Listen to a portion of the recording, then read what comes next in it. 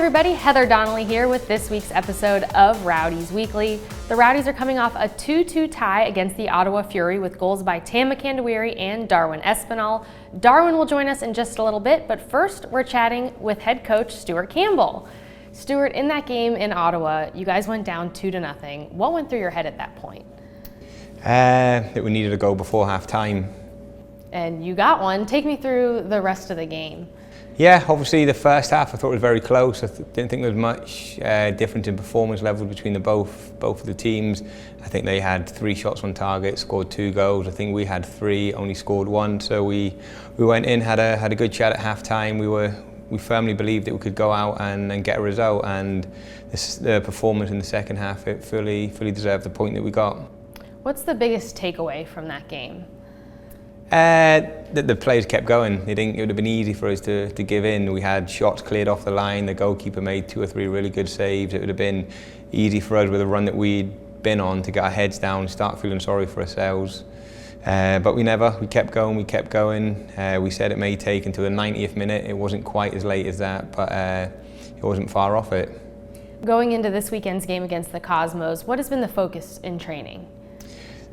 Same at the start of every week, we have a chat about the previous game, and then we quickly get that out of the way, and then we start building for the opposition that we're playing against at the weekend.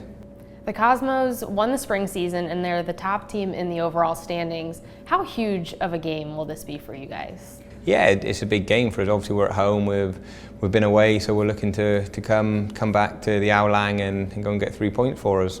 You played them early in the spring season. It was a 2-0 loss. Yeah. What did you learn from that game that might help you this weekend?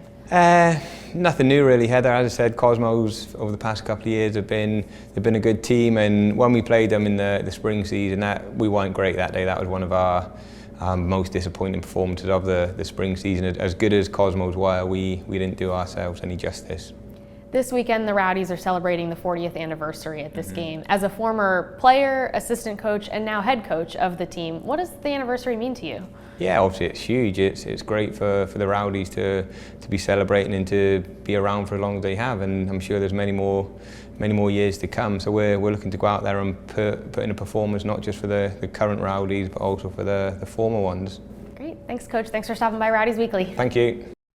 And now I'm joined by forward Darwin Espinal. Darwin, you came in as a sub in that game against Ottawa and obviously made a big impact. How does your mindset change when you come in off the bench?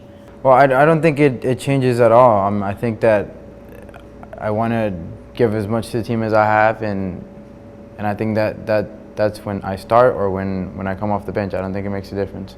You scored the game-tying goal. Take me through that play from your perspective.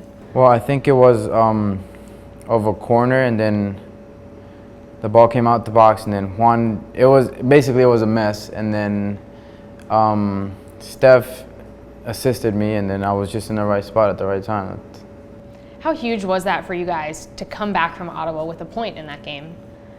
I think as a team it was really important for us, and most of the guys say it's a turning point because we had been struggling, as you know, but tying that game, losing 2-0 first half, I just thought the whole thing, an away team, Ottawa, which is one of the top teams on the team right now in the league, so I thought it was a good feeling.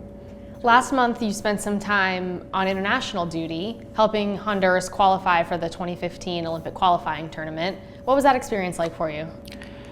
It was like last time, the time I went before. It was stressful at times, to be honest with you. Spending 20 days and you're concentrated for 20 days, so it's like you don't see anything else. Like you just see 22 players for 20 days. So I thought it was tough, but I mean an amazing feeling qualifying for the pre-qualifiers here in the U.S. and I'm just happy, man. I'm just waiting to go back hopefully. What's it like when you come back here to Tampa Bay, just getting readjusted to your training schedule with the Rowdies? Well, it's completely different because over there we train twice a day, almost every day.